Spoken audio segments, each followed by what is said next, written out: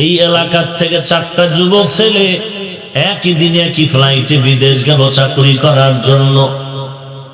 5 বছরের পরে হিসাব মিলানো হলো, 2 যুবক ঋণ করে গেছিল, ঋণ আদায় করে ফেললো।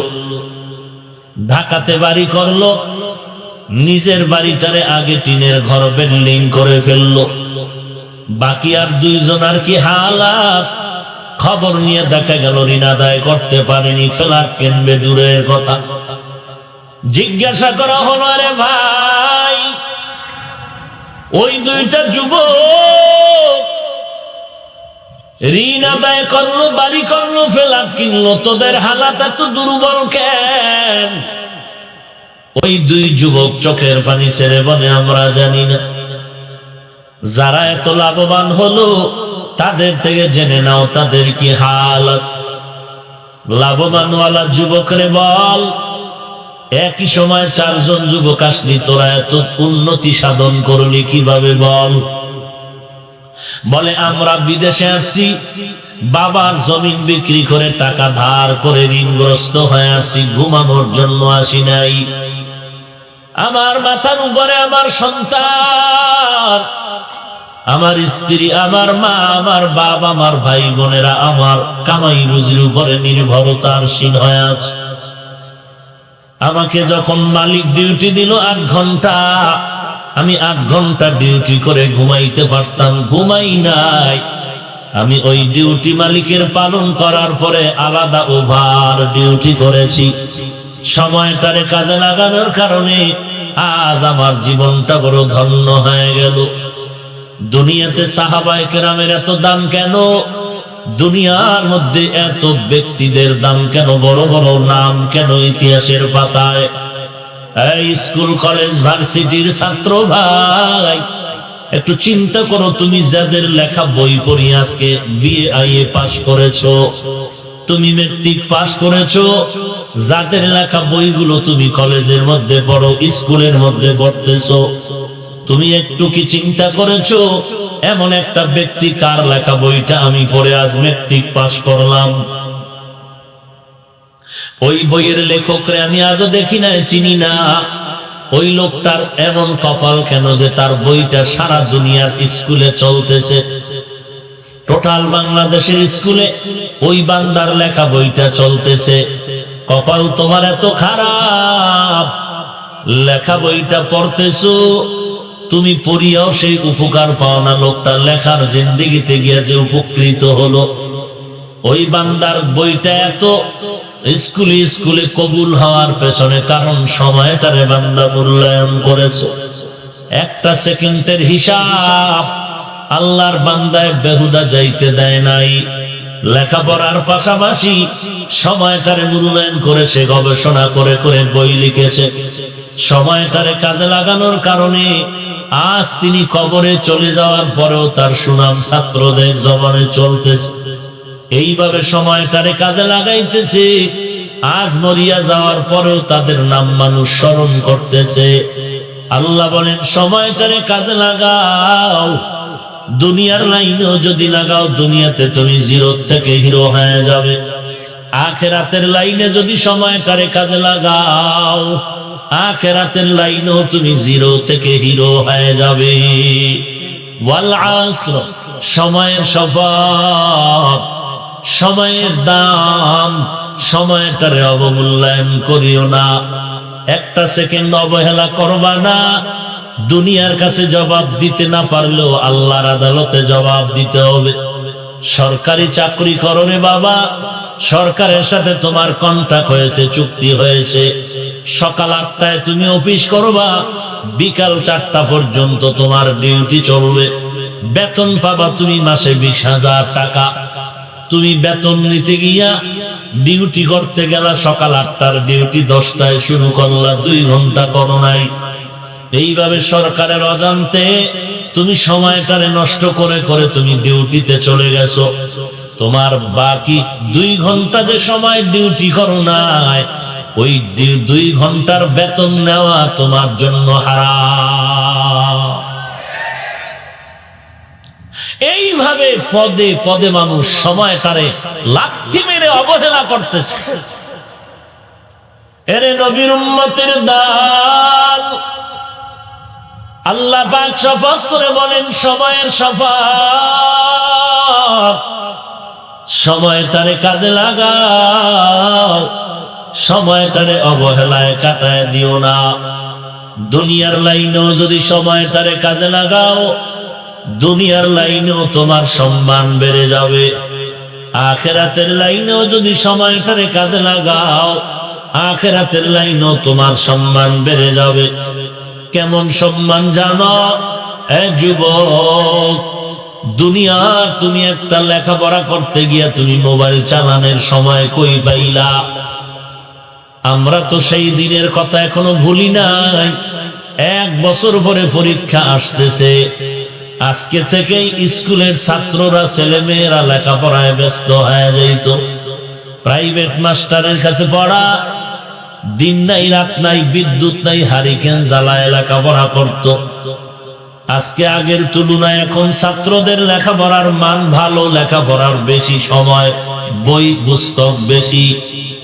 এত প্রাইভেট দেওয়ার পর এরপরও ছেলেটা মেয়েটার লেখাপড়ার সময় নাই, মোবাইল চালায় সময় কাটায়, আর টেলিভিশনে ক্রিকেট খেলা চায়।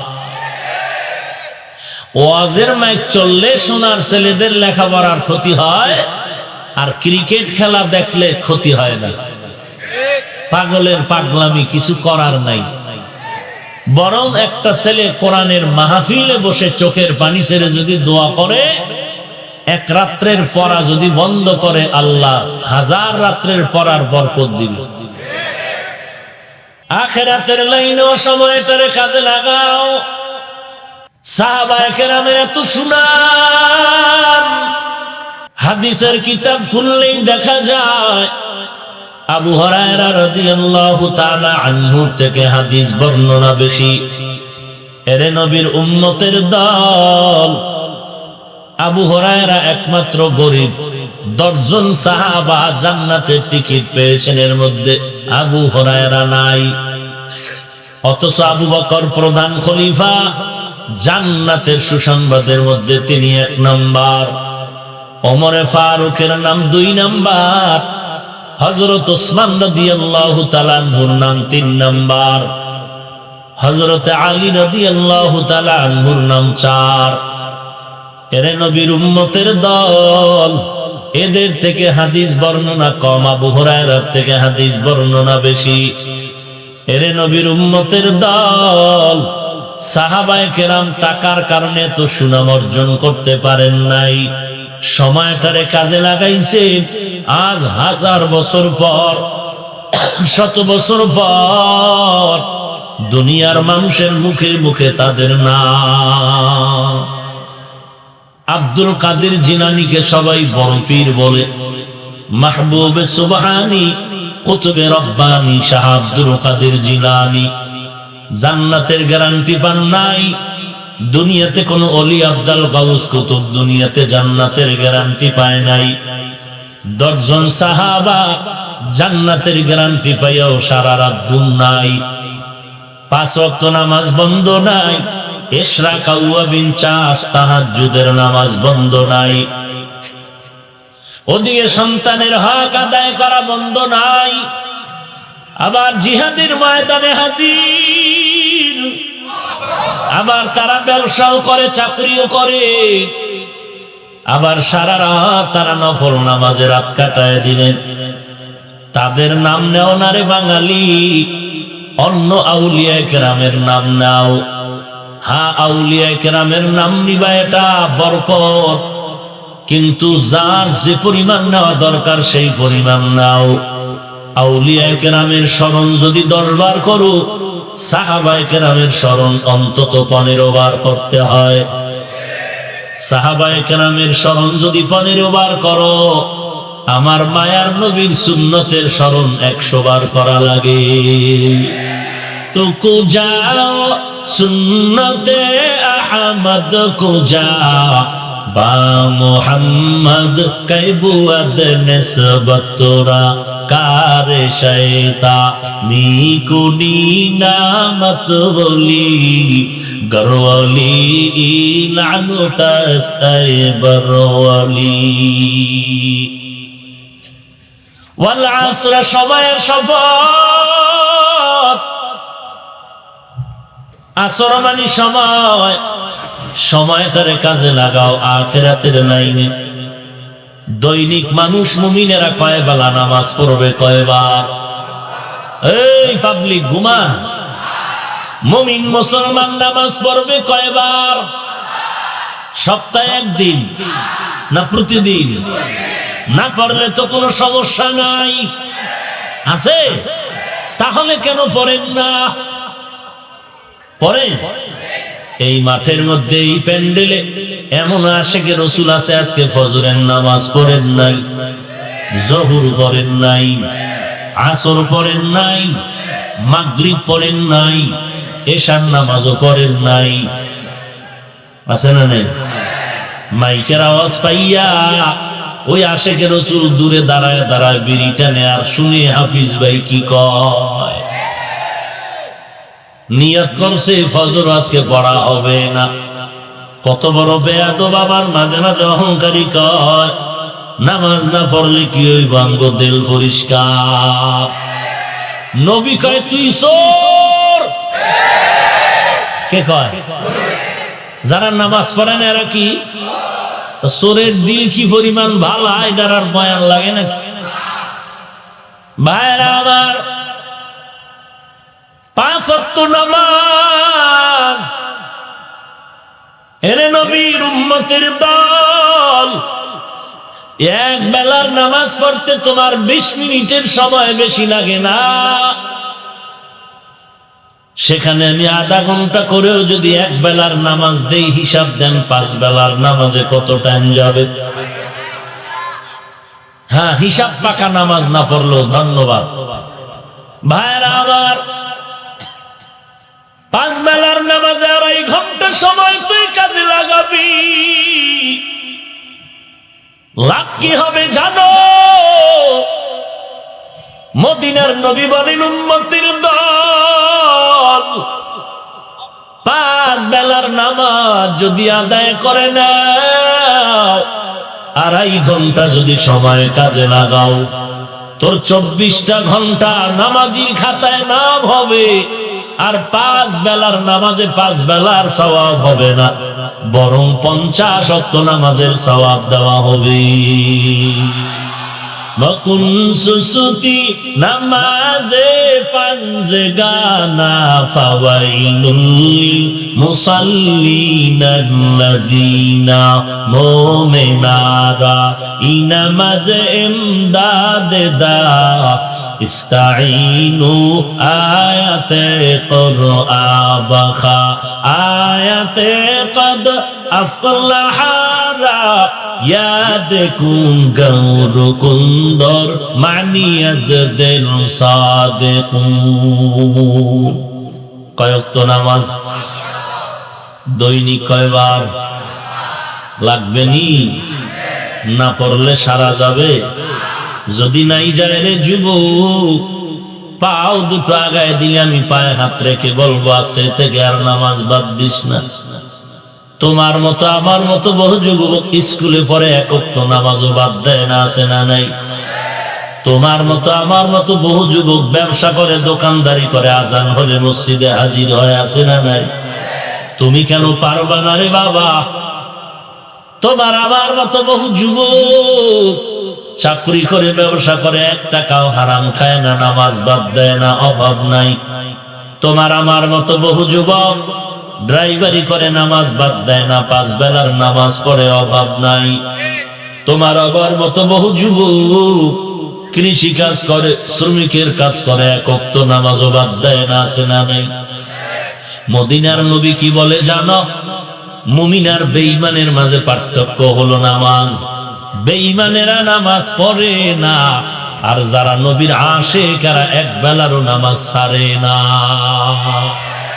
একটুখানি নেকের তরে রোজ হাসরের মাঠেতে বাবা ঘুরবে ছেলের পিছে, ছেলে বাবার আগেতে। আহাতে মন কঠিন দিনেতে নামাজ তোমায় ভুলবে না, ঠিক মতো পড়িলে নামাজ জান্নাত তোমার ঠিকানা। ঘুমের চেয়ে নামাজ ভালো আর তুমি ঘুমাইও না, ঠিক মতো পড়িলে নামাজ জান্নাত তোমার ঠিকানা। আমার প্রাণের ভাই বোনেরা জলদি করে উঠে যাও, ওযু করে তাড়াতাড়ি নামাজ পড়তে লেগে যাও। আহা নবী বেনামাজির শাফাআত করিবেন না, ঠিক মতো পড়িলে নামাজ জান্নাত তোমার ঠিকানা। দৈনন্দিন 5 বেলার নামাজ পড়ো। রাহমাতুল লিল আলামিন বলেন, এর উম্মতের দল, কেউ যদি একটা পানির কূপের মধ্যে দৈনিক 5 বার গোসল করে তার শরীরে যেমন ময়লা থাকতে পারে না, যেই মুমিন মসজিদে যাইয়া 5 বেলা নামাজ আদায় করবা তার আমল নামায় গুনাহের কোনো ময়লা থাকে না। আল্লাহ হেদায়েত দান করুন। শুধু এখানে না, ওরে বাইতুল্লাহর ইমাম, আল্লাহর ঘরের ইমাম, বর্তমানে শেখ আব্দুর রহমান আস-সুদাইস, যার তেলাওয়াত শুনলে মুসল্লিদের চোখে পানি ধরে রাখতে পারে না। তিনি মক্কার জুমার বয়ানে বলেছেন, নবীজির হাদিস টেনে টেনে বয়ান করে বলেছেন, নারীদের জন্য মসজিদ বা বাহির থেকে ঘরে নামাজ পড়া সওয়াব বেশি নিরাপদ। এরপরও যারা মহিলাদেরকে মসজিদে ঢুকাইতে চায় বুঝতে হবে তাদের উদ্দেশ্য ভালো না। ভাইরা আমার, মক্কায় যদি যাও বাইতুল্লাহ তাওয়াফ করবে নারী, কিন্তু নামাজ পড়বে হোটেলে। যেই হোটেলে নারী তোমার বাসা, ওখানে গিয়ে তুমি হোটেলে নামাজ পড়ো। হাজী সাহেব পুরুষ মানুষ আল্লাহর ঘরের পাশে দাঁড়ায় নামাজ পড়লে যেই সওয়াব, আম্মা জানেরা দেশ থেকে বিদেশ গিয়া হজের সফরে যেই হোটেলে থাকবে ওখানে নামাজ আদায় করলে সেই সমপরিমাণ সওয়াব। এই কথা তো নবী বলে গেছেন। কেন বলে গেছেন? নারীদের দ্বারা যেন ফিতনা শুরু না হয়, কারণ মুসলমানের যত অধঃপতন হয়েছে বেপরদা নারীর কারণেই হয়েছে। কারণ নারীর একটা কণ্ঠের আওয়াজ, এটাও ভিন্ন পুরুষকে আকর্ষিত করে দেয়। নারীদের হাঁটা চলার দর্শনটাকেও মানুষকে ধর্ষণের দিকে টেনে নেয়। মেয়ে ছেলে উভয়ের ব্যাপার। একটা নারী রাস্তা দিয়ে বোরকা পরে হেঁটে যায়, এই হেঁটে যাওয়াটাও পুরুষের জন্য আকর্ষণ করে ফেলে। বর্তমানে তো আরো বেশি বেকায়দা, বোরকার নামে ফ্যাশন, বোরকা পরেও না পরার মতো। ভাইরা আমার, সূরা নূর 30 নম্বর আয়াত, 31 নম্বর আয়াত, আল্লাহ পাক বলেন, কুল্লিল মুমিনিনা ইয়াগুয্যু মিন আবসারিহিম ওয়া ইয়াহফাযু ফুরুজাহুম। এরে মুমিন পুরুষের দল, নজরকে বেগানা নারীর থেকে হেফাজতে রাখো। মুমিন বললে তো নারী আছে, পুরুষও সব আছে। মুমিন বললে মুমিন, নারীও আছে, পুরুষও আছে। কিন্তু আল্লাহ নারীদের ব্যাপারে আবার আলাদা বললেন। কথাটা বুঝেন নাই? ইয়া আইয়ুহাল্লাযীনা আমানু, এ দুনিয়ার মুমিনের দল, এই যে মোমেন শব্দটা, এটা নারী পুরুষ উভয়কেই বলা হয়। আল্লাহ বলেন, ও মুমিন, নজরকে নিচু করে রাখো, বেগানা নারীর থেকে নজরকে নিচু করে রাখো। এই শব্দটার মধ্যে নারীও ঢুকানো আছে, কিন্তু আলাদা আবার নারীকেও বললেন, ওয়াকুল্লিল মুমিনাতি ইয়াগুযুজনা মিন আবসারিহিন্না। এই মুমিনা নারীর দল, বেগানা পুরুষের থেকে নজরকে হেফাজতে রাখো। কি হেফাজত মানে কি? তাকায়া থাকো। এরে নবীর উম্মতের দল, যুবক ভাইরা ঘুমাও। সূরার নাম কি বলছি? নূর। নূর সূরায় আয়াত নাম্বার 30-31। আজকে গিয়া বাংলা তরজমাটা দেখবি। আল্লাহ মুমিন রে কয়, হে মুমিন, নজরকে নিচু করে রাখো। নিচু করে রাখবে কার থেকে? অন্য পুরুষ থেকে না নারীর থেকে? ওয়াকুল্লিল মুমিনাতি ইয়াগুযুজনা মিন আবসারিহিন্না। এ নারী মুমিনা নারীর দল, তোমাদের নজর নিচু করে রাখো বেগানা পুরুষদের থেকে। কি বুঝলেন? পুরুষের বয়ান ডাইরেক্ট মহিলারা দেখতে পারবে। সূরা নূরের 30-31 আয়াত দেখো, কোনো ঝগড়া নাই, কোনো দ্বন্দ্ব নাই। হ্যাঁ, আল্লাহ পাক আয়াতের শেষের দিকে বলেন, ওয়ালা ইউবদিনা যিনাতাহুন্না ইল্লা মা যাহারা মিনহা। এই নারীর দল, তোমরা পুরুষের থেকে সৌন্দর্যকে তোমরা হেফাজত করে রাখো। ইল্লা মা যাহারা মিনহা, কিন্তু যেটা প্রকাশ হওয়ার মতোটা প্রকাশ হলে অপরাধ নাই। এখানে সাহাবায়ে কেরামরা দ্বিমত পোষণ করলেন। আব্দুল্লাহ ইবনে আব্বাস নবীর সাহাবী, মুফাসসির ডাইরেক্ট, তিনিও নবীর ছাত্র। আব্দুল্লাহ ইবনে মাসউদ রাদিয়াল্লাহু তাআলা আনহু, তিনিও নবীজির ছাত্র। দুজন তাফসীর শিখছেন কার থেকে? নবীর থেকে। আব্দুল্লাহ ইবনে আব্বাস বলেন, চেহারা, হাতের তালু, পায়ের তালু প্রয়োজনে জরুরিয়াতের কারণে খোলা যাবে। আব্দুল্লাহ ইবনে মাসউদ বলেন, কখনো নারী কাউকে চেহারাও দেখাতে পারবে না। দুইজনার দুই মত সমাধান করেছেন আমগো ইমাম আবু হানিফা রাহমাতুল্লাহ আলাইহি।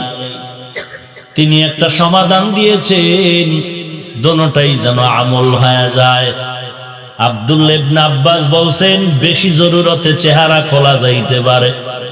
আব্দুল্লাহ ইবনে মাসউদ বলেন, কোনোটাই যেন কেউ দেখতে না পারে। এখন দুইটা আমল কেমনে হবে? বলে, নামাজে দাঁড়াইয়া মহিলা তোমার হাত খোলা রাখো, পায়ের তালু আর চেহারা খোলা রাখো, ওযু করার সময় খোলা রাখো, এটা জরুরত। তাহলে এই জায়গায় আব্দুল্লাহ ইবনে আব্বাসের কথাটা নামাজের মধ্যে আমল হয়ে গেল। আর আব্দুল্লাহ ইবনে মাসউদ রাদিয়াল্লাহু তাআলা আনহু বলছেন খোলা যাবে না, অর্থাৎ ভিন্ন কোনো জায়গায় নারীর চেহারা কোনো অঙ্গ খুলবে না। কারণ পুরা একটা নারীর বডির মধ্যে চেহারাই হলো আসল সৌন্দর্যের সেন্টার। বিয়া করতে গেলে কি শুধু হাত দেখে চেহারা আবৃত করে রাখে না? এটাই আসল। একটা মেয়ে ভালো না কালো, ভালো না কালো, এটা নির্ণয় করে কি দেখার পর? তাহলে দোনোজনার আমল হইল নি সাহাবী। আব্দুল্লাহ ইবনে মাসউদের কথাও মানা হলো, ইবনে আব্বাসের কথাও মানা হলো। ইবনে আব্বাসেরটা মানা হলো, চেহারা খুলবে কোথায়? নামাজে না সমাজে? তো নামাজেরটা সমাজে ঢুকাই লিখেন, মুরব্বি মানে না, মুরব্বি মানে না, মুরব্বি মানে না, মুরব্বি মানে না। যদি আবু হানিফারে মানতো, মাযহাব মানতো, তাহলে মাযহাবের ইমামদের কথাটাকে ফলো করতো। এজন্যই তো মুরব্বি মানা দরকার। এরে নবীর উম্মতের দল, যার সাথে দেখা দেওয়া জায়েজ তার সামনে চেহারা কোনো বাধা নাই, কিন্তু যার সঙ্গে দেখা দেওয়া জায়েজ নাই তার সামনে কিছুই খুলবার। লম্বা চওড়া আলোচনা। ইমামে আজম আবু হানিফা নবীর হাদিস থেকে দুইজনার কথাটারে আমলে নিছেন। এই হলেন ইমামে আজম আবু হানিফা। বড় কষ্ট লাগে আজকে একদল মুসলমান সেই আবু হানিফাকে মুশরিক বলে গালি দেয়। লাকাদ জানাল বিলাদ ওয়া মান আলাইহা ইমামুল মুসলিমিন আবু হানিফা। আমাদের উলামায়ে কেরাম দেশের মধ্যে যদি সঠিকভাবে কোরআনের তাফসীর করে বয়ান করে থাকেন, বাংলাদেশের জমিনে, বাহিরের মুসলমানের জমিনে নাম্বার 1 আল্লামা নুরুল ইসলাম অলিপুরি দাওয়াত বারাকাতুহু। তার নামে যদি আল্লামা লেখা হয় ভুল হবে না। তার দুই একটা আলোচনা ইউটিউব থেকে শুনলে অনুমান করতে পারবেন কি পরিমাণ তার গভীর কোরআন সুন্নাহর ইলম থাকার কারণে তাফসীর করেন। আমি 1 মিনিটও বুঝাতে পারবো না, এতটুকুই বলবো, এই বাংলাদেশের মুসলমান এবং বহির্বিশ্বে মুসলমানদের সামনে সঠিক কোরআন সুন্নাহর তাফসীর যতজন করেন, বহুল আলোচিত সুপরিচিতদের মধ্যে তিনি 1 নম্বরে আল্লামা নুরুল ইসলাম অলিপুরি দাওয়াত বারাকাতুহু। আল্লাহ তার হায়াতে বরকত দান করেন, আল্লাহ তার খেদমতে আরো তারাক্কি দান করেন। সেদিন তিনি নারায়ণগঞ্জে এই ব্যাখ্যা সুন্দর প্রায় 21-22 মিনিটেই ব্যাখ্যা করেছেন নারীদের পর্দা নিয়ে। আমাদের আরেকজন এদেশের রুহানি জগতের ডাক্তার আল্লামা মুফতি ফাইজুল করিম চরমনাই দাওয়াত বারাকাতুহু। বেদবি করার সুযোগ পাইলি না, শিক্ষকের সাথে আন্দোলন করে বেদবি শুরু করলি। হ্যাঁ, গায়ের রাগ আর শক্তি, গাদ্দারি, মেজাজ সব জায়গায় দেখানো যায় না। যায়? মা বাবার সাথে মেজাজ দেখানো যায়, ওস্তাদদের সাথে যায়। মা বাবার সাথে যেমন মেজাজ দেখানো যায় না, ওস্তাদদের সাথে যেমন মেজাজ দেখানো যায় না, ঠিক এই জমিনে কোরআনওয়ালা আল্লাহর ওলি যারা, এদের সাথেও মেজাজ দেখানো যায় না। হয়তো তুমি মুখে দেখাও, না হয় গজবের ফেসবুকে দেখাও। বরদোয়া করা লাগে না, আল্লাহ বেজার হলেই তোমার জিন্দেগি বরবাদ। আজ এই হাজার হাজার মুসলমানের সামনে আমি আল্লাহর কাছে তওবা করতেছি, আপনাদের কাছেও দোয়া চাচ্ছি। মুরব্বীদের শানে, বড়দের শানে যদি কোনো কথা অজান্তেও বলে ফেলি, আল্লাহ আপনি আমাকে মাফ করে দিন। আপনাদের কাছেও ক্ষমা চেয়ে নিচ্ছি, আপনারাও দিল খুলে দোয়া করবেন। আল্লাহ আদবওয়ালা বিনয়ী জিন্দেগি দান করুন। বয়ানের ফাঁকে দুই একটা কথা স্লিপিং হয়ে যেতে পারে, সমস্যা। আমার মিডিয়ার ভাইরা যেই কথাটা স্লিপ হয়ে যায় এটাকেই মার্ক করে। আর জাতি 2 ঘন্টার বয়ান শুনতে চায় না, সে ওই 2-3 মিনিটের বক্তব্য দিল, গোটা জাতির কাছে সমালোচনার পাত্র হয়ে গেলাম। কথা বুঝেন নাই? আমি মিডিয়ার দায়িত্বে নিয়োজিত আমার যুবক যারা আছেন, কাজ করেন, সবাইকে বলেছি বারবার, আজও বলছি, ওলামায়ে কেরামদের ইজ্জত সাধারণ মানুষের কাছে নষ্ট হয় এমন কোন বক্তব্য যেন হেডিং হয়ে উম্মতের কাছে না যায়। সাবধান। হালাল ভাবে ওলামায়ে কেরামের দোয়া নিয়ে চলো, রাস্তা আরো আগানো সম্ভব হবে ইনশাআল্লাহ। আজকে দুঃখ লাগে, স্কুলে তুমি ক্লাস 8-এ পড়ো, মাদ্রাসায় তুমি দাখিল পড়ো, অথবা কওমি মাদ্রাসায় শারহে বেকায়া পড়ো, তোমার মতো ছাত্র যদি চরমনাই নিয়ে হাটাজারির হুজুর নিয়ে, আল্লামা নুরুল ইসলাম ওলিপুরি দামাত বারাকাতুহুম নিয়ে বড় বড়দের ব্যাপারে তুমি কলম ধরো, মোবাইলে ফেসবুকে লেখো, তোমার জন্য হাত উঁচু করে বরদোয়া করার দরকার পড়বে না। আল্লাহর গজব তওবা না করলে অচিরেই কপালে লেগে যাবে। আল্লাহ আমার গোটা দেশের যুবক, প্রত্যেকটা বন্ধু যুবককে আল্লাহ পাক বেয়াদবির হাত থেকে হেফাজত করুন, আদবওয়ালা বিনয়ী জিন্দেগি আমাদের দান করুন। বয়ানের ফাঁকে দুই একটা ভুল হয়ে যায়, ধরায় দিলে আলহামদুলিল্লাহ সমাধান হয়ে গেল, না এটারে নিয়ে ডুগডুগি বাজায়। কেন? ইজ্জত নি কমানো যায়। ইজ্জত দেয়ার মালিক কে? আমি যদি ইচ্ছা করে ইজ্জত কমানোর নিয়তে কিছু না বলি, তো দুনিয়াওয়ালারা কেউ ইজ্জত কমাতে পারবে না। আল্লাহ সবাইকে হেদায়েত দান করুন।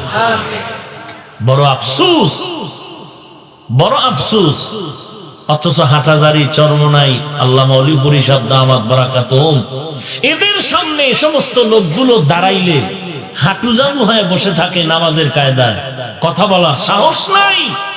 এরা পেছনে পেছনে সমস্ত কথা লিখে খামোখা নিজের আমল নামায় কবিরা গুনাহ জমা করে লাভ কি? মকুন সুসতি নামাজে পাঞ্জগানা ফাওয়াইলুল লিল মুসাল্লিনাল্লাযীনা মুমিনারা ই নামাজ ইমদাদে দা ইস্তাঈনু আয়াতে কুরআন বাখা। পাঁচ বেলার নামাজ পড়ে মুমিন ভাই, বিনিময় কত ওয়াক্তের সওয়াব? কত? দেখছেন নি? বিনা চালানে ব্যবসা, এ সারে কেউ আমরা কপাল পরা ছেড়ে দিছি। শুধু তাই না রে ভাই, নবী বলেন উম্মতের দল কেউ যদি এশার নামাজ জামাতে পড়ে ঘুমাও, আবার ঘুম থেকে উঠে যদি ফজরের নামাজ আদায় করে নাও, ঘুমাইয়া যেই সময়টারে কাটাইলি রে গোলাম, ওই সময়টাকেও নেকির পাল্লায় ওজন দেওয়া হবে। ওয়াল আসর, আসরের শপথ, সময়ের শপথ, সময়টারে কাজে লাগাও। আসরের আরেক অর্থ হলো আসরের নামাজ। তাহলে ওয়াল আসর শব্দের অর্থ কি? আসরের নামাজের শপথ। আসরের নামাজ বড় দামি। আল্লাহ তাআলা বলেন হাফিজু আলাস সালাওয়াত ওয়াস সালাতিল উসতা। সমস্ত নামাজের হেফাজত করো হে মুমিন, বিশেষ করে দিন ও রাতের মধ্যবর্তী নামাজ মানে আসরের নামাজ। কারণ এই সময়ের নামাজ দিনের ডিউটি করনেওয়ালা ফেরেশতারা বিদায় নেয়, রাতের ডিউটি করনেওয়ালা ফেরেশতারা ডিউটি শুরু করে দেয়। বিদায় বেলা আনেওয়ালা ফেরেশতা জিগায় কার কার রিপোর্ট দাও। যারা আসরের নামাজে দাঁড়ায় যায়, ডিউটি থেকে বিদায় নিলওয়ালা ফেরেশতারা বলে এই মানুষগুলো ভালো, আমরা বলে গেলাম। রাতের ডিউটি করনেওয়ালারাও এসে লিখে দেয় মানুষগুলো বড় ভালো মানুষ। আসরের নামাজের শপথ, আসরের নামাজের বড় দাম। ওই ভারতের দিল্লি শহরে একটি মিনারা দাঁড়ানো আছে, কুতুব মিনার। কোন কুতুবের নামে ওই মিনারাটা দাঁড়িয়ে আছে ইতিহাস পর্যালোচনা করলে বের হয়ে আসে ওই ভারতবর্ষের একজন জগৎ বিখ্যাত কুতুবুল আলম কুতুবউদ্দিন বখতিয়ার কাকি রহমাতুল্লাহ আলাইহি যার নামে আজ দিল্লি শহরের মধ্যে কুতুব মিনার দাঁড়িয়ে আছে। দিল্লি শহরে আজও কুতুব মিনার দাঁড়িয়ে আছে কুতুবউদ্দিন বখতিয়ার কাকির নামে। লোকটা এত দামি হলো কেন? এরে নবীর উম্মতের দান। আমার সোনার বাংলাদেশে শাহজালাল রাহমাতুল্লাহ আলাইহি এত বড় একজন ওলিয়ে কামেল, যার নামে আজ দুনিয়াওয়ালারাও এয়ারপোর্টের নাম দিছে শাহজালাল বিমানবন্দর। দিছেনি? ভাইরা আমার, ওই কুতুবউদ্দিন বখতিয়ার কাকি কত বড় ওলিয়ে কামেল। ইন্তেকালের আগ মুহূর্তে খাদেমকে বলে গেলেন, ও খাদেম, আমার মনের লাগে দুইটা ওসিয়ত তোদের করে যাই, গড়ায় গন্ডায় ওসিয়ত দুটো পালন করবি। এক নাম্বার, ইন্তেকালের পর যত তাড়াতাড়ি পারো আমাকে দাফন করে দিবি, কারণ মদিনার নবীর আদেশ হলো মাইয়েতের জানাজায় দেরি করবা না, মাইয়েত বড় কষ্ট পায়। ইন্তেকালের পরে যত তাড়াতাড়ি পারো দাফন করে দাও। আর আমরা বরফ দিয়া ফালায় রাখি, ছেলে সিঙ্গাপুর থেকে আরো 3 দিন পরে আসবে। তো ছেলে আসার পরেই জানাজা হইলে বাবার গুনাহ মাফ। এই কষ্টটা মাইয়াতকে দেওয়ার মানে কি? আমরা কথায় কথায় নবীর কথাকে অমান্য করি, আবার দাবি করি আমরা আশিকে রাসূল। নবী বলেন তাড়াতাড়ি দাফন করো। ছেলেটা 2 দিন পরেও যদি আসে, কবরের কিনারায় গিয়া যদি দরুদ শরীফ, কুল হুয়াল্লাহ সূরা, আলহামদু সূরা পড়ে দোয়া করে, চোখের পানি ছাড়ে, আল্লাহ পাক ওই সন্তানের দোয়া কবরে পৌঁছায় দিবি। ভাইরা আমার, আর আমরা মহিলাদের পর্যন্ত মাইকিং করতে করতে করতে করতে পাগল হয়ে যায়। অথচ রাসূলের কন্যা ফাতেমা রাদিয়াল্লাহু আনহার কি ইতিহাস, কি ইতিহাস! তিনি ইন্তেকালের আগে কি বলে গেলেন যে আমাকে ইন্তেকালের পরেও লাশ কাউকে দেখায়ও না। বলবে এতটা লম্বা, এতটা মোটা, এতটা বাটি, এতটা চিকন ছিল ফাতেমা।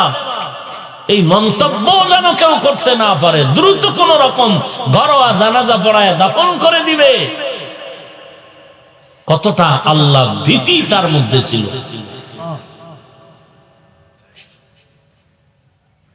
আর আমরা মহিলাদের নাম মাইকে বলি, নিষেধ। মাইকে মহিলাদের নাম বলার কি দরকার? ওই মহিলা প্রসিদ্ধ কারো মা অথবা প্রসিদ্ধ কোনো ব্যক্তির স্ত্রী, ঠিক না? তাহলে যে প্রসিদ্ধ ব্যক্তি তার নাম লইয়া বললেই তো হয় অমুকের মা অথবা অমুকের স্ত্রী ইন্তেকাল করেছে। আল্লাহ আমাদের সবাইকে বুঝার তৌফিক দান করুন। কুতুবউদ্দিন বখতিয়ার কাকি বলে গেলেন, রেখা দেন, 1 নাম্বার, আমার ইন্তেকালের পরে দেরি করবি না, জানাজা পড়ায় দাফন করে দিবি। 2 নাম্বার, আমার ইন্তেকালের খবর পেয়ে এই ভারতে বড় বড় হাজার হাজার আলেম হাজির হবে। তবে খবরদার, যে কোনো আলেম যেন আমার জানাজার ইমামতি না করে, এমন একজন ব্যক্তি আমার ইমামতি করবে, খাদেম, যার মধ্যে কমপক্ষে 4টা গুণ পাওয়া যাবে। কয়টা গুণ? এর মধ্যে 1 নাম্বার, আমি বলে যাই, তুমি আমার লাশটা মানুষের সামনে রেখে হাজারো মানুষ যখন জমা হবে, তুমি 4টা গুণের কথা বলে বলবে, 4 গুণালা আলেম থাকলে কুতুবউদ্দিনের জানাজা পড়ায়া দাও। আল্লাহর ওলি কুতুবউদ্দিন বখতিয়ার কাকির ইন্তেকাল হয়ে গেল, ময়দানে লাশ হাজির হয়ে গেল, হাজারো আলেম ওলামা হাজির হয়ে গেলেন। খাদেম বলেন দুইটা ওসিয়ত, তাড়াতাড়ি জানাজা পড়ায় কবরে দাফনের ব্যবস্থা করবেন। 2 নাম্বার, 4টা গুণের কথা বলে গেছে। এই 4 গুণওয়ালা কোনো আলেম যদি থাকেন তাড়াতাড়ি এসে জানাজা পড়ায় দেন। 1 নাম্বার গুণ হলো জীবনে বালেগ হওয়ার পরে যার আসরের 4 রাকাত ফরজ নামাজের আগে আরো 4 রাকাত সুন্নাত আছে, যেটা পড়লে সওয়াব, না পড়লে কোনো গুনাহ নাই। এই সুন্নাত যার ছুটে নাই, আসরের নামাজ ফরজ 4 রাকাত, আগে আছে সুন্নাত কত, যেই সুন্নাত জরুরি না, পড়লে সওয়াব, না পড়লে কি নাই, গুনাহ নাই। এমন ব্যক্তি কুতুবউদ্দিনের জানাজা পড়বে যে আসরের ফরজ না, আগের 4 রাকাত সুন্নাত জীবনে ছাড়ে নাই।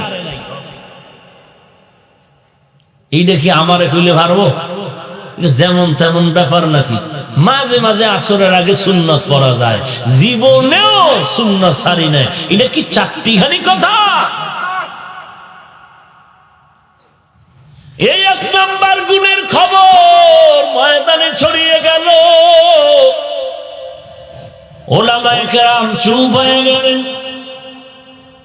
এই রকম একটা গুণ কার আছে জীবনে আসরের নামাজের আগে সুন্নাত ছুটে নাই? 2 নাম্বার, যার চোখ দিয়ে কোনোদিন বেগানারে দেখো নাই, বেগানার দিয়ে নজর দাও না। 3 নাম্বার, যে জীবনে জিহ্বা দ্বারা মিথ্যা কথা বলো নাই। মিথ্যার প্রচার আর চর্চা মোবাইলের মাধ্যমে কি পরিমাণ হচ্ছে হিসাব নাই।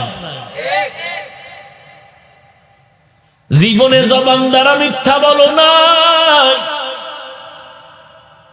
জীবনে কোনদিন গভীর রাতের তাহাজ্জুদ নামাজ ছুটে নাই।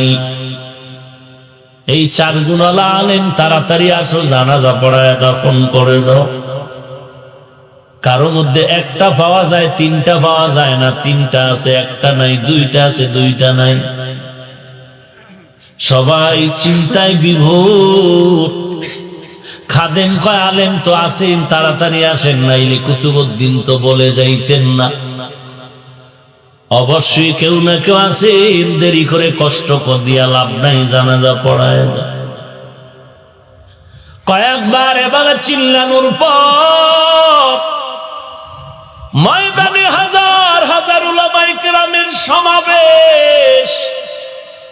পেছন দিক থেকে একজনের আওয়াজের হুঙ্কার, কে যেন চিল্লায় বলে, আমাকে কুতুবউদ্দিনের কাছে যাওয়ার মতো রাস্তা করে দাও,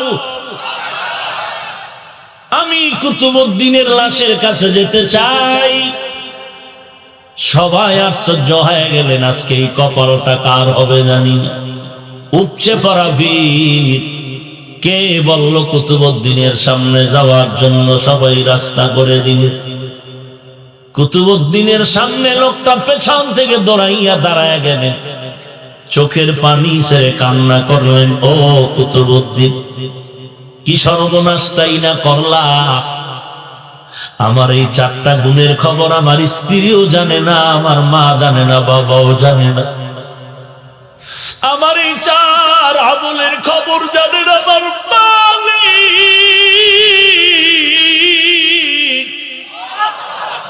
আমার এই 4টা আমলের খবর আমার বিবিকেও আমি জানাই নাই। আমার এই 4 আমলের খবর আমার সন্তানেরও জানাই না, আমার মা জানে না, বন্ধুরাও জানে না। কুতুবউদ্দিন যেমন বিপাকে ফালায় গেলা, আজ আমি তোমার জানাজা না হইলে আমি প্রকাশ পেতাম না রে কুতুবউদ্দিন। কি করার উপায় নাই, নিরুপায় হয়ে আজ তোমার জানাজায় দাঁড়ায় গেল। ইতিহাস প্রমাণ করে এমন কপাল কার, কোন দরবার শরীফের কুতুব পীর সাহেব না, কোন খানেকার পীর না রে বাবা, যিনি এই 4 আমলের অধিকার নিয়ে কুতুবউদ্দিনের জানাজার সৌভাগ্যবান হয়েছিলেন। তিনি ভারতবর্ষের মুসলমান রাষ্ট্রপতিদের মধ্যে একজন, নাম হলো শামসুদ্দিন আলতামাস।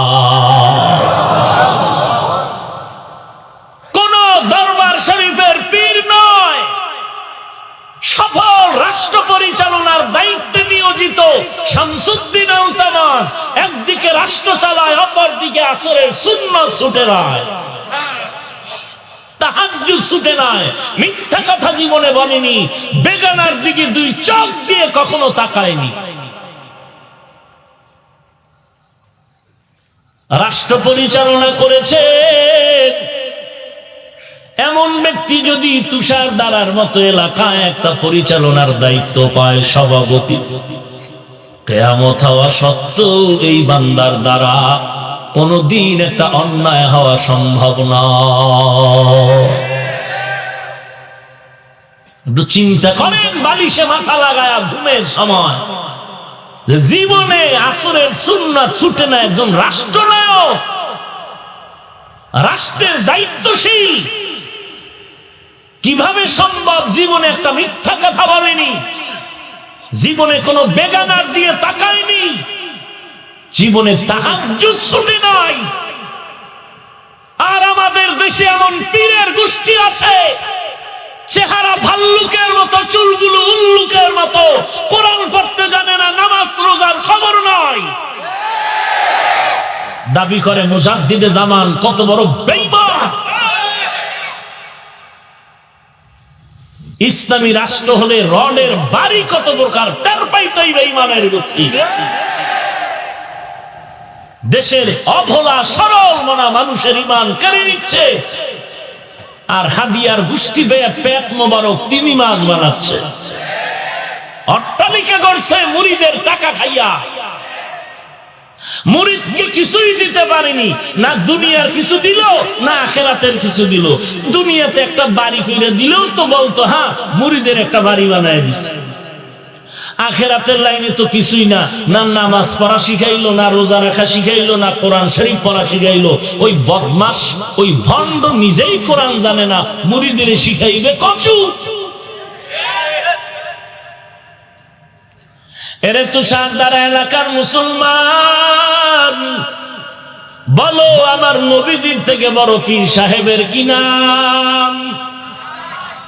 কি কথা বলেন না কেন? নাই কেন? খাজা মুঈনুদ্দিন বড় পীর? আমার নবীর থেকে বড় পীর কেউ নাই। আমার নবীর দরবার মদিনার দরবার থেকে দামি কোনো দরবারও নাই। থাকলে বলো আমার নবীর মদিনার দরবার থেকে দামি দরবারের কি নাম আছে? আমার নবীর মাজার মোবারকের থেকে বলো বড় মাজারের কি নাম? আমার নবীর থেকে বড় মাজারও নাই, বড় দরবারও নাই, আমার নবীর থেকে বড় পীর নাই। ওই মাজারে একটা সেজদা চলে না, মোমবাতি জ্বলে না। বলো কেন দুনিয়ার বাঙালি মুসলমান মাজারে মোম জ্বালাও, সেজদা দাও? যদি মাজারে সেজদা দিলে, মোম জ্বালাইলে আল্লাহ খুশি হয়, তাহলে দামি মাজার মদিনার নবীর মাজারে মোমবাতি আগে জ্বালাও। সেজদা দিলে যদি আল্লাহ খুশি হয়, মদিনার নবীর মাজারে সেজদা আগে দাও। যদি বলো না আমার নবীর মাজারে চলবে না, এটাই ফাইনাল ফতোয়া। আমার নবীর মাজারে আর দরবারে যা চলে না, দুনিয়ার কোথাও তা চলবে না।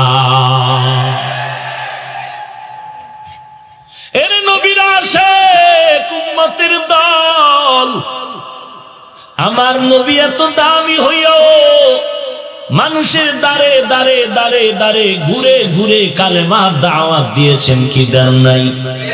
এই কথা বলেন। তায়েফের ময়দানে গেছেন না?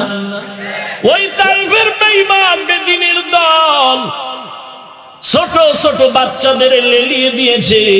মক্কার একটা পাগল আসছে, পাথর মেরে তাড়ায় দাও। নবীজির শরীর মোবারকে বৃষ্টির মতো যখন পাথর পড়তেছে, নবীজির শরীর মোবারক থেকে রক্ত পড়ে জমিনটা লাল। জুতা মুবারক আটকাইয়া গেছে নবীজির পায়, আল্লাহ পর্যন্ত সহ্য করতে পারেন না। জিবরাইলের বলে, যাও, আমার নবীর কান্না আমি আল্লাহ সহ্য করতে পারি না, তায়েফের জমিন উল্টায় সব ধ্বংস করে দাও। আমার নবী কেমন মায়ার নবী আমার। নবী বলেন, ও ভাই জিবরাইল, এদের মারিও না, এরা আমাকে চিনে না, যদি চিনতো আমার গায়ে তারা পাথর মারত না। এরা একদিন যখন চিনবে সেদিন ইসলামের বড় উপকার হবে। আমার নবী যদি তায়েফের ময়দানে গিয়া দাওয়াত দেয়, ও পীর সাহেবের মুরিদ ভাই, আমিও কিন্তু পীরের মুরিদ, আল্লাহওয়ালা ভক্ত, আমাকে জবাব দাও, তুষার দ্বারা এলাকায় বাংলাদেশের আনাচে কানাচে তোমার পীর সাহেব কেন আসিয়া উম্মতের কোরআন হাদিসের বয়ান করে না? তোমার পীর সাহেব কেন তোমাদেরকে ইমামতি করে নামাজ পড়ায় না? একটু বলো, তোমার পীর খানকা থেকে বের হয় না কেন? আসলে কি তোমার পীর পুরুষ নাকি মহিলা না হিজড়া? তোমার পীর সাহেব খানকা থেকে বের হয় না কেন? শাহজালাল ইয়েমেন থেকে সিলেটে আসলেন, খাজা মঈনুদ্দিন চিশতি আজমিরি মদিনা থেকে ভারতে আসলেন, মানুষের দ্বারে দ্বারে ঘুরে ঘুরে কালেমার দাওয়াত দিলেন। 90 লক্ষ বিধর্মী কালেমা পড়ে মুসলমান হলো। তুমি এমন কোন বড় পীরের মুরিদ হয়েছ যে পীর খানকা থেকে বের হয় না? আমার সন্দেহ, তুমি বলো, তোমার পীর মহিলা না হিজড়া? তুমি পীরের মুরিদ না শয়তানের গোলামি করো? চিন্তা করো তাড়াতাড়ি। এরে নবীর আশিক উম্মতের দল, আমিও পীরের মুরিদ। আমি আমার পীরকে মানি ততক্ষণ, পীর আমার নবীর তরিকা মানবে যতক্ষণ। যদি দেখি আমার পীর আমার আল্লাহকে মানে না, আমার নবীর তরিকা মতো চলে না, আল্লাহর কসম আমি পীরেরও মানি না। ভেজাল আছে কথায়? আর কেমনে বুঝাইলে মানবো বলো? পারি না মইরা যাইতে। এত ভণ্ডামি কি করে মানুষ করে? ওই ঢাকা দোহার থানার ভেতরে এক ভণ্ড, সে বলে বাইতুল্লাহ গিয়া হজ করা লাগবে না, আমার দরবারে আসলে হজ হয়ে যাবে। আপনি নাউজুবিল্লাহ কি বললে কি হবে? হ্যাঁ, নাউজুবিল্লাহ করেন না, বহু ছাগল দৌড়াচ্ছে, বহু ছাগল, মানুষরূপী হায়ওয়ান। এই সমস্ত ভণ্ডের দরবারে গিয়া দেখেন অভাব নাই।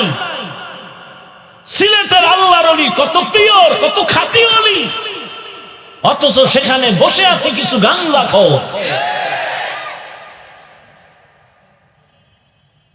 আল্লাহওয়ালার দরবারে গাঞ্জাখোর থাকে? মিয়া একজন এই যে হাটহাজারীর হুজুর, বড় মন্ত্রী এমপিরা দেখা করতে গেল তো জীবনে টুপি না পারলো, টুপিটা ঠেসে মাথায় দেয়, গিয়া নামাজের কায়দায় বসে, ঠিক না? এটা আদব। আর এত বড় আল্লাহর ওলি শাহজালাল, শাহপরান, শাহ মখদুম, শাহ আলী, খানজাহান আলী, শাহ আমানত, এদের দরবারে বসে আছে গাঞ্জাখোর। কথা বলেন না কেন?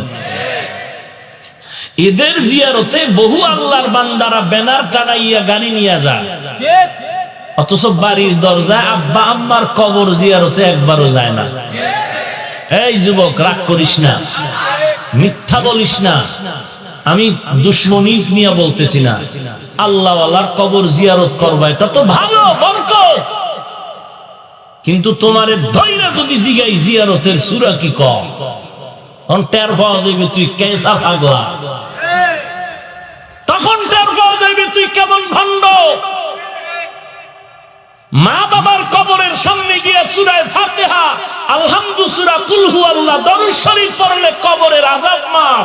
সেই মা বাবায় তোরে বড় বানাইলো, নিজে না খেয়ে খাওয়াইলো, সেই মা বাবার কবর জিয়ারত করো না। অথচ শাহজালালের মাজারে যাও, ঘুরে ঘুরে বন্ধু বান্ধব নিয়ে এক সপ্তাহ ঘুরলি, ওই দরবারে 5 বেলার নামাজ জামাতে পড়লি না। এটি কইলে আমি খারাপ, এটি কইলে তুমি সমালোচনা করবা। আর যদি কয় হাফিজুর রহমান সমালোচিত ব্যক্তি, হ্যাঁ, তুই ভণ্ডগুলো সমালোচনা করলে কি আসবে আর যাবে? আমি কি নিজের খাহেশের জন্য ব্যক্তি স্বার্থে বলেছি কথাগুলো? একমাত্র দ্বীনের স্বার্থে বলেছি। আমিও পীরের মুরিদ, আমিও আল্লাহওয়ালা ভক্ত। সিলেটে ওয়াজে গেলে চেষ্টা করি শাহজালাল রহমাতুল্লাহ আলাইহির কবরটা জিয়ারত করে আসবো। চট্টগ্রামে বয়ানে গেলে চেষ্টা করি শাহ আমানত শাহর কবর জিয়ারত করে আসবো। ওই খুলনা গেলে চেষ্টা করি খানজাহান আলী রহমাতুল্লাহ আলাইহির কবর জিয়ারত করে আসবো। ওই রাজশাহী গেলে শাহ মাকতুমের কবর জিয়ারত করে আসার চেষ্টা করি। আল্লাহওয়ালাদের কবর জিয়ারত করা তো বরকত, কিন্তু জিয়ারতের নিয়ম আর সূরা কেরাত জানোনি কিছু না? হুদাই ব্যানার টানাইছো।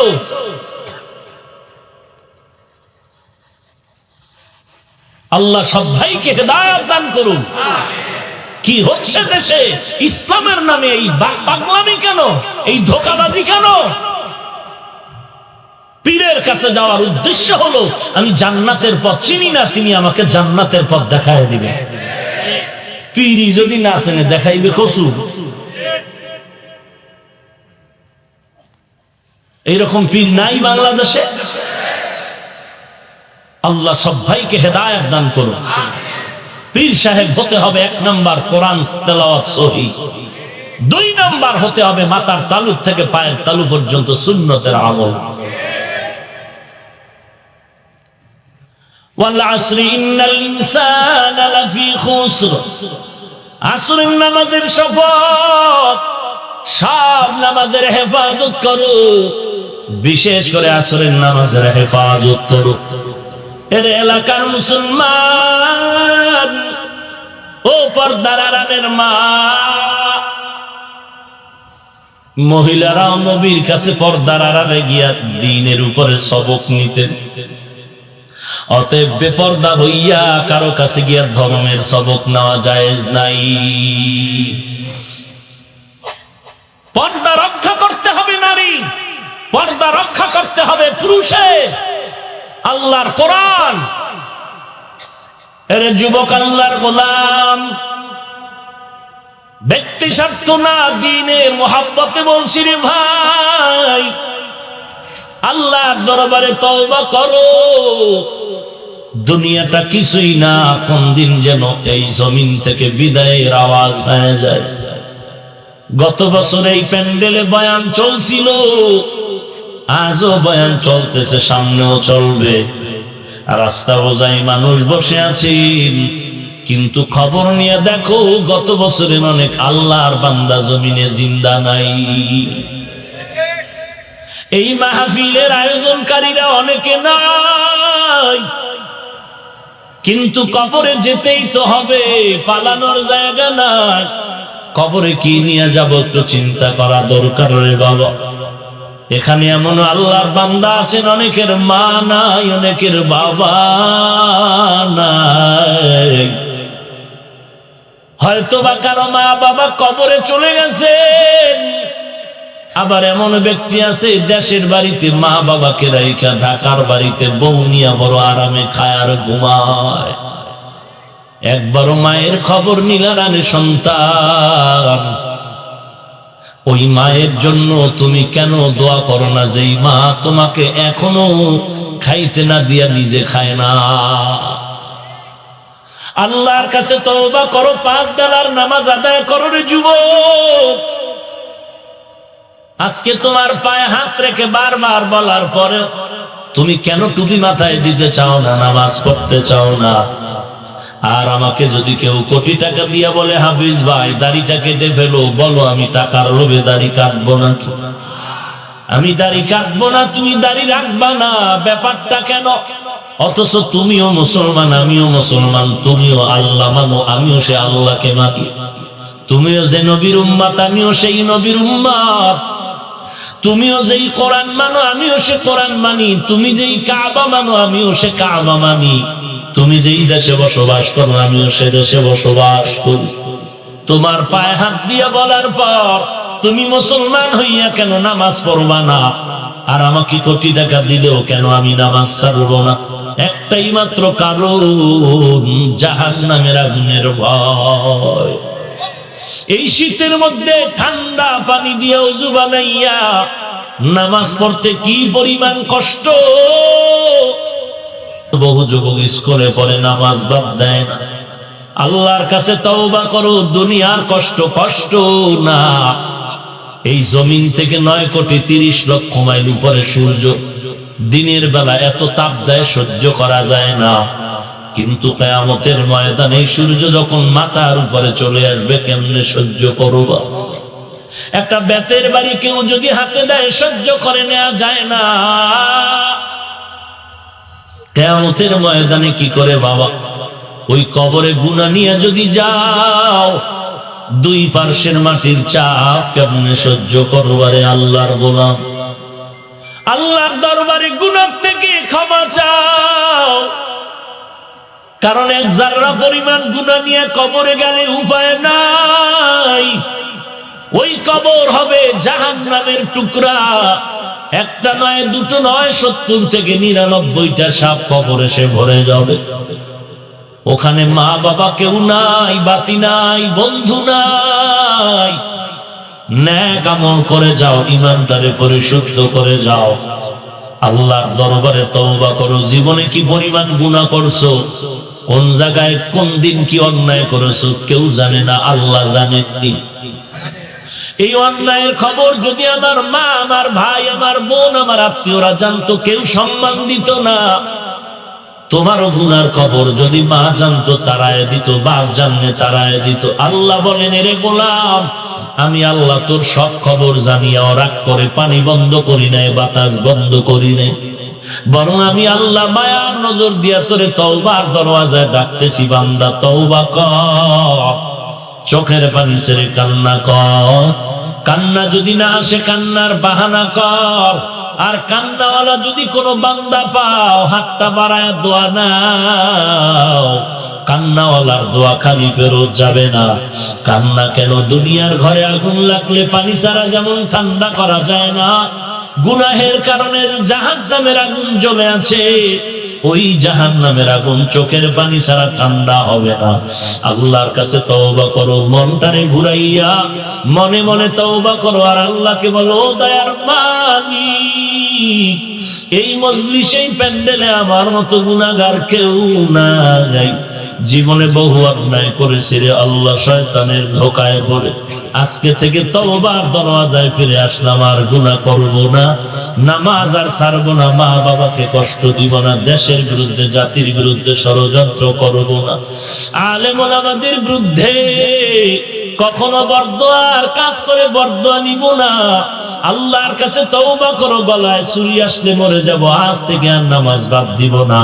তওবা করার যদি খাঁটি নিয়ত হয়, খাঁটি নিয়তে দুটো হাত আল্লাহর মহব্বতে উঠায়া দাও। আয় আল্লাহ, আমাদের হাতগুলো কবুল করে নেন, আমাদের তওবা কবুল করে নেন। তওবার উপরে মজবুত হয়ে চলার তৌফিক দান করেন। আয় আল্লাহ, নবীর সুন্নতের আমলওয়ালা জিন্দেগি দান করেন। 5 ওয়াক্ত নামাজ বা জামাত আদায়ের তৌফিক দান করেন। আয় আল্লাহ তাআলা, আমাদের তওবার উপরে যেন মরণ পর্যন্ত মজবুত হয়ে চলতে পারি, তৌফিক দান করেন। আমিন।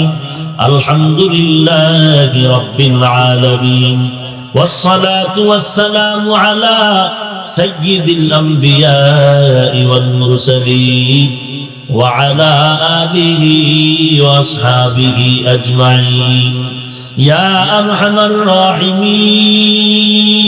الراحمين يا أرحم الراحمين يا أرحم الراحمين رب ارحمهما কামা রাব্বায়ানি সগীরা রব্বির হামহুমা কামা রাব্বায়ানি সগীরা। ও দয়ার মালিক, কুদরতের নজর দিয়া তাকায় দেখে এই প্যান্ডেলের ভেতরে কত উলামায়ে কেরাম হাজির, কত সাদা দাড়িওয়ালা হাজী সাহেব, আয় আল্লাহ, কত মুরব্বী, কত যুবক, কত ব্যবসায়ী ভাই, কত চাকরিজীবী ভাই, কত ড্রাইভার, কত শ্রমিকরা হাত তুলেছে। আয় আল্লাহ, গুনাহ নিয়ে হাত তুলেছি রে মালিক, গুনাহ নিয়ে হাজির হয়েছি, গুনাহ নিয়ে বাড়ি যেতে চাই না, শয়তানের ধোকায় পড়ে গুনাহ করেছি রে আল্লাহ। গুনাহের কারণে আমার জিহ্বাটা আমরা তো আপনার আদরের নবীর উম্মত, নবীজির মুহাব্বতে আমাদের সকলের জিন্দেগীর সব গুনাহগুলো মাফ করে দেন আল্লাহ। আয় আল্লাহ, আজকের আয়োজন কবুল করে নেন, উলামায়ে কেরামরা যত আলোচনা করেছে কবুল করে নেন। আয় আল্লাহ, আলোচনার মধ্যে ভুল ত্রুটি যা হয়েছে ক্ষমা করে দেন। আয় আল্লাহ, যে কথাগুলো অনিচ্ছা